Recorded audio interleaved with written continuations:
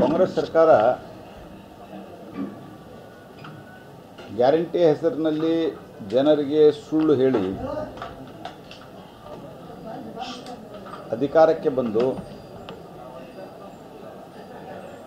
ದೇಶದಲ್ಲಿ ಎಲ್ಲೆಲ್ಲಿ ಈ ರೀತಿ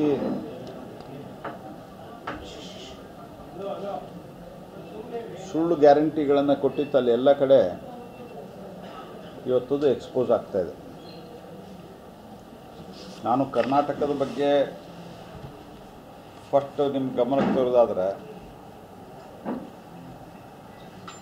ಫ್ರೀ ಎಲೆಕ್ಟ್ರಿಸಿಟಿ 200 ಯೂನಿಟ್ ಅಂತ ಹೇಳಿದ್ರು. ಅದಾದ ನಂತರ ಭಾಷಣ ಹೆಂಗೆ ಮಾಡಿದರು, ಮಾದೇವಪ್ಪ ನನಗೂ ಫ್ರೀ ನಿನಗೂ ಫ್ರೀ, ಕಾಕಾ ಸಾಹೇಬ್ ನಿನಗೂ ಫ್ರೀ ಅಂತೆಲ್ಲ ಭಾಷಣ ಮಾಡಿದವರು 200 ಯೂನಿಟ್ ಅಂತ ಮಾಡಿ ಇವತ್ತು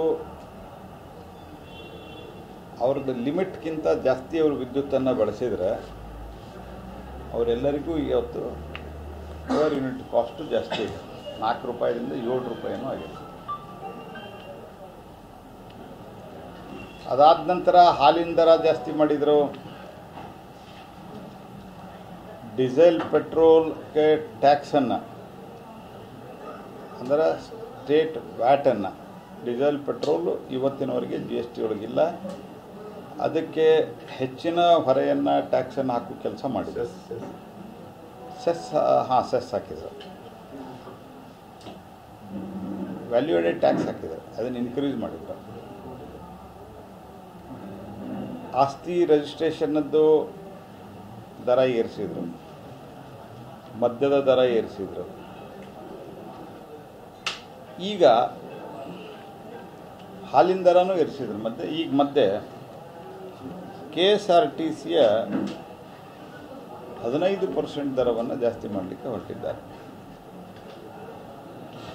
ಹಿಮಾಚಲ ಪ್ರದೇಶದಲ್ಲಿ ಇದೇ ರೀತಿ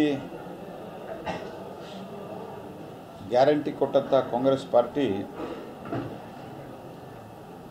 ಇವತ್ತು ಅಲ್ಲಿ ಅದನ್ನು ನಿಲ್ಲಿಸಲಿಕ್ಕೆ ಹೊರಟಿದೆ. ಆಲ್ರೆಡಿ ಆಲ್ಮೋಸ್ಟ್ ಘೋಷಣೆ ಮಾಡಿದ್ದಾರೆ, ನಾವು ನಿಲ್ಲಿಸ್ತೀವಿ ಅಂತ. ಕಾಂಗ್ರೆಸ್ ಪಾರ್ಟಿ ಜನರಿಗೆ ಸುಳ್ಳು ಹೇಳಿ ಜನರನ್ನ ದಾರಿಗೆ ತಪ್ಪಿಸುವಂಥ ಕೆಲಸವನ್ನು ಮಾಡ್ತದೆ. ಅಧಿಕಾರಕ್ಕಾಗಿ ಯಾವ ಕೀಳು ಮಟ್ಟು ಕೀಳಲಿಕ್ಕೂ ಸಹಿತ ಹೇಸಲಾರದಂಥ ಒಂದು ಪಾರ್ಟಿ ಈಗ 15% ಬಸ್ ದರ ಏರಿಸಲಿಕ್ಕೆ ಹೊರಟಿದ್ದಾರೆ. ಬಸ್ನ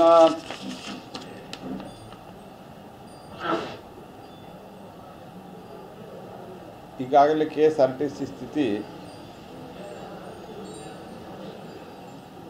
2,000 ಕೋಟಿ ರೂಪಾಯಿ ಅವರಿಗೆ ಸಾಲ ತೆಗೆದುಕೊಳ್ಳುವಂಥ ಸ್ಥಿತಿಗೆ ಬಂದಿದೆ.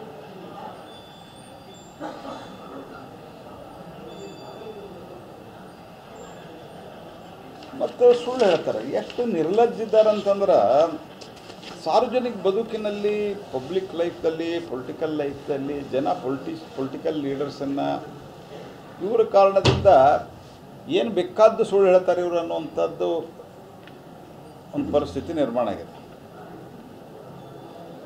ಸಾರಿಗೆ ಸಂಸ್ಥೆಗಳು ನಮ್ಮ ಶಕ್ತಿಯಿಂದ ಲಾಭದಲ್ಲಿದ್ದಾವೆ ಅಂತ ಹೇಳ್ತಾರೆ.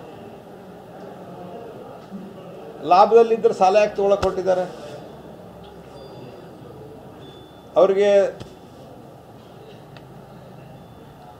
ನೌಕರದಾರರಿಗೆ ಸಂಬಳ ಯಾಕೆ ಕೊಡ್ತಾ ಇಲ್ಲ?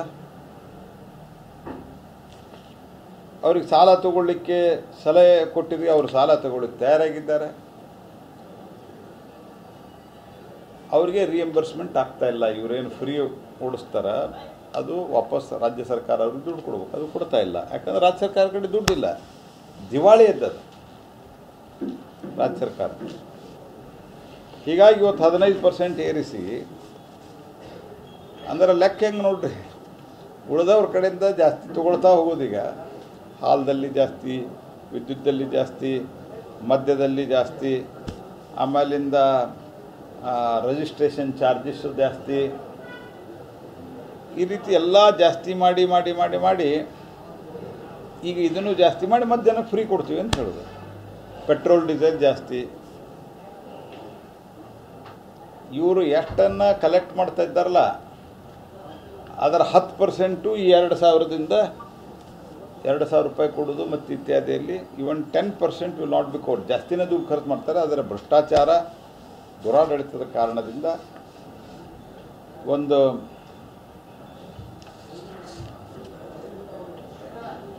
ರೆವಿನ್ಯೂ ಸರ್ಪ್ಲಸ್ ಸ್ಟೇಟ್ನಿಂದ ರೆವಿನ್ಯೂ ಡೆಫಿಷಿಯಟ್ ಸ್ಟೇಟಿಗೆ ಹೋಗ್ತಾ ಇದೆ ರಾಜ್ಯ.